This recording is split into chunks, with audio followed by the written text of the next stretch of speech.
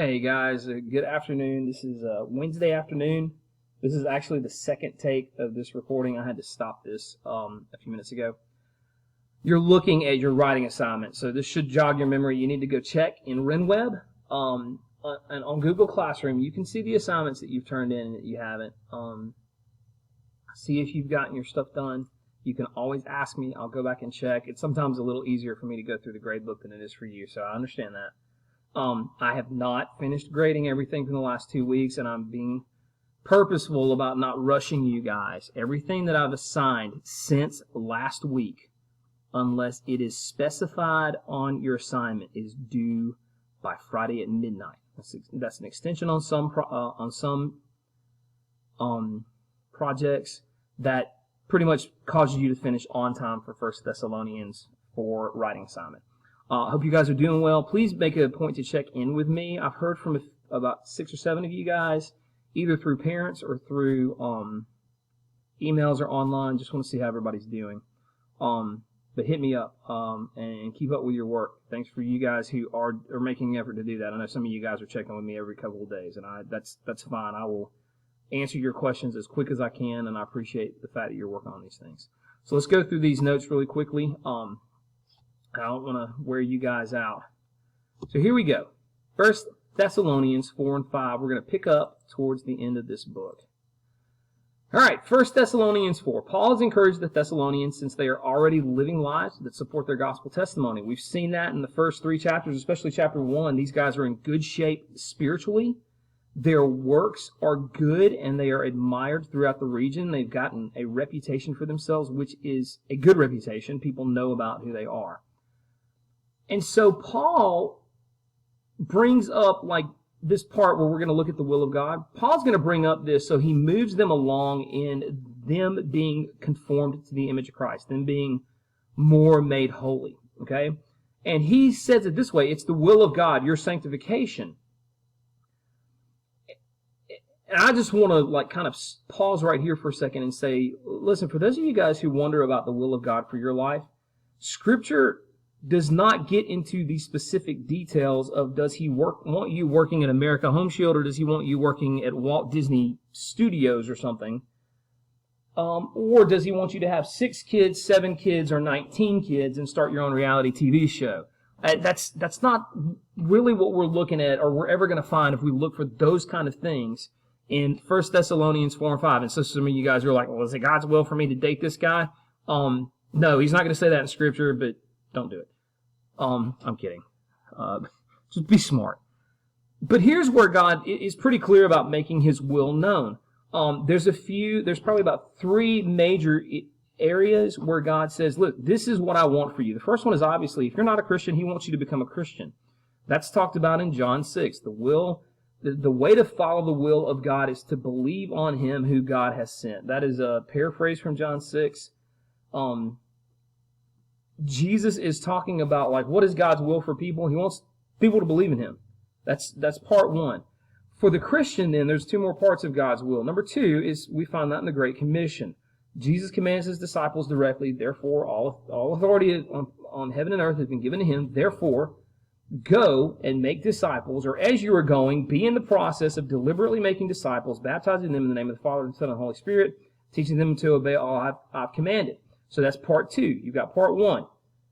If you're not a Christian, you become a Christian. Believe on him who God has sent. That is Jesus Christ. Part 2, if you are a Christian, God's will for you is to make disciples. And part 3, and this really sums it up, I think the umbrella of God's will that is expressed for the Christian is that you be sanctified. That means made holy. Okay? And we're going to get commands about how to do that, but if you've been paying attention in the epistles so far, and if you read through them, you really find out that most of the commands that Paul gives to the church have to do with those 3 areas. It's either the salvation of others, the salvation of the people that he's writing to, so that would be the first one, like do God's will, be a Christian. Then the salvation of others, the spread of the ministry of the gospel. And then the sanctification of the believers. How are they becoming more conformed to the image of Christ as they progress through this life? Outside of those things, the epistles and Scripture in general really don't speak that much about what God's specific will is for our lives. I tend to view it as this. We've been given freedom. All right? And so for those of you guys that are like, well, I just want to like get married and raise a family and not do anything special with my life, but just be a Christian, and like special like by the world standards. Listen, some of your parents are the most special people that you'll ever be around. Forget the celebrities that you see on TV. Those people are generally worthless in the human sense. I mean, they're worthless to the people that care about them, but no. But think about it, like some of that, guys and girls, you'll be like, well, I just want to have a family. Good, do it. Do it to the glory of God. Are you being sanctified? Are you making disciples? And are you a Christian? And if you can answer those three things, I think you find a lot of freedom within, a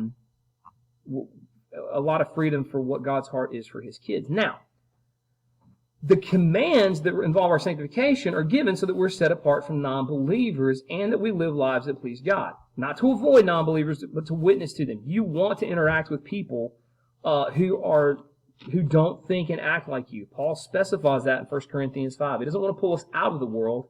He wants to equip us so that we can be set apart while we are in the world. One of the big ways, and this comes up in the epistles a lot, abstain from sexual immorality. Guys, girls, this first of all, I'll give you a contemporary witness. I think this is someone who's done this kind of well. Actually, a couple of them. One of them's Kirk Cameron. Y'all don't really care about him. He was like a teen heartthrob when I was younger.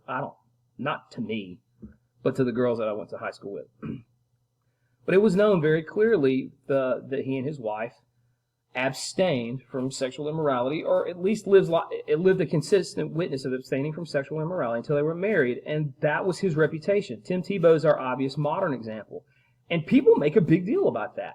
If you do not take, the fancy word is sexual ethic, but if you take an ethic of purity, an ethic of morality, and that is known about you, and believe me, it will be known about you. Doesn't matter how much you try to keep it to yourself. Folks are going to find out.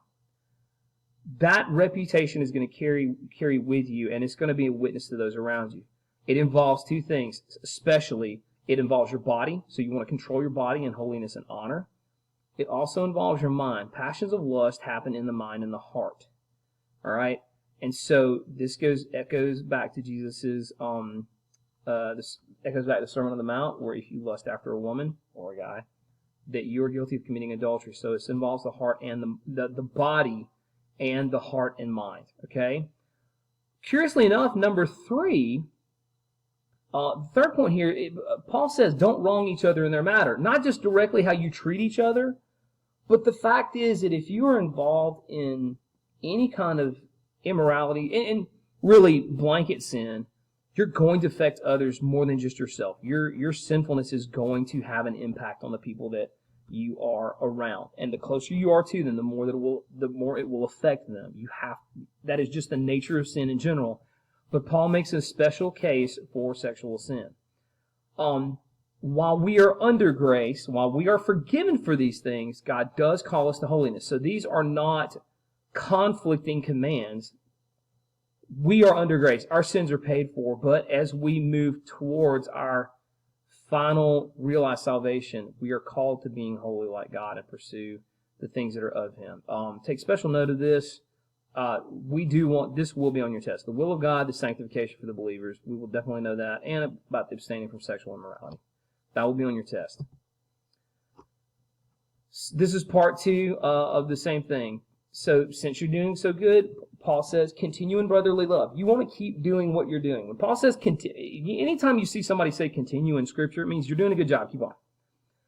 In 1 Thessalonians 4, an interesting thing about working in silence is brought up. And I think this is 1 Thessalonians 4:13. I could be wrong about that specific verse. I don't know how my Bible pulled up. But there is a command to work in silence or to work quietly. It means that we take our jobs in a peaceful and pleasant manner. I would go so far as because I've done a word study on this particular passage before, I would go so far as to say you are peacefully paying a focused attention to what you are doing. Because this peaceful and pleasantly means it also carries kind of the implication that what you're doing well and you care about it. Take care of your own business. We care about others, but we do want to respect the privacy of their personal lives. Listen, perfect example. We do not use prayer requests as a gossip session. We have to mind our own business. Once that business is minded, once our concerns with ourselves are dealt with in a godly fashion, we can, while that is happening, turn our attention towards the welfare of others, but not so we're sticking their nose in their business, okay? Work with your hands, and basically that is honor God by doing good with the job He's given you. Do it well, okay? Students, working with your hands, you need to do good in your schoolwork, even when we leave you alone. This lets you witness to others, including your classmates, including your teachers, and this helps bring you to Christian maturity. Like all of these things that live quietly, minding your own business, and working well with your hands, those are a part of growing up, and you need to be able to do those things. Okay, Paul moves on. Concerning those who are falling asleep. So they've probably asked this question already, just like we talked about back in 1st or 2nd Corinthians. This is probably what they've said. Okay, Jesus is coming back. We know this, but what about the people that we love who have died before Jesus comes back? There was some fear that these people may have missed out on Jesus' return, or for Gentiles who did not really understand the idea of afterlife. The afterlife was a weird thing back in that first century. It's not just everybody didn't just think you went to heaven when you died. So they wanted to know, well, what about our friends? And so Paul reminds them that death for believers is temporary. Why do we say that death is like going to sleep? It's right here. One day, all believers will wake up. And literally, one day, everybody will wake up. But for the believer, it will be waking up to glory. When Jesus returns, we do know this about whatever rapture theology we want to talk about. When Jesus returns, He's bringing the faithful dead back first. Now, what that looks like, we don't really know, but Paul does give us that promise. And with that thought, the faithful dead, so if your Christian family member is dead right now, they are with God, and they are looking forward to a resurrection to where they will enter eternity, newly glorified bodies, immortal, unchangeable, in the presence of God, in the fellowship of the believers for all of eternity. It was good news that Paul was bringing these people. So, we're going to finish up here with the return of Christ. Well, what do we look at with the return of Christ? Well, Paul says He's going to descend from heaven. He's going to descend with a powerful voice, which means that we will hear it. Also with the trumpet sound, so He will be heard descending from heaven. He will be seen descending from heaven. The dead in Christ shall rise first. Those alive in Christ will meet them in the air or will be caught up. We don't really know what he means there, how poetic that language is. This is where some of your rapture theology comes from. I don't really have a problem with the rapture. Just you guys understand that the whole concept of rapture, tribulation, 1,000-year reign, and the final white throne judgment is a possible end times theology. And none of them, all of them are kind of like, we don't really know. The one that's most popular is the one that I just told you about, and it comes from this passage and from a few other things. But we do know this. The dead in Christ shall rise first, and those alive in Christ will meet them in the air and be caught up with them. All believers will eternally be with the Lord. That is our guarantee. And with that, then, the idea of Christ's return should come as a comfort to us. So, coronavirus fears and crazy stuff like that. Eventually, Jesus will return and take us home. That is the ultimate end for the Christian, and that is good news. There's a warning that comes with it, though. Christ will come like a thief, which means suddenly and unexpectedly, so be prepared. I can hear Scar singing to me right now, if you know what I'm talking about. Be prepared. Christ will come like a thief in the night. We need to be ready. And Paul gives them the ways to do that. Lift each other up and continue in Christ's work. Be a people of continuous prayer, not necessarily continual prayer, like you're not praying every second of the day, but you, when given the opportunity, are echoing, giving your thoughts and requests to God, asking Him to be with you. All right? So that is the warning, and that is the summary of Thessalonians 4 and 5. I'll go into your study guide. You'll see some blanks there. I might not answer all of them for you. I think I should know all the answers, hopefully. But we're going to go into your study guide next. Thanks.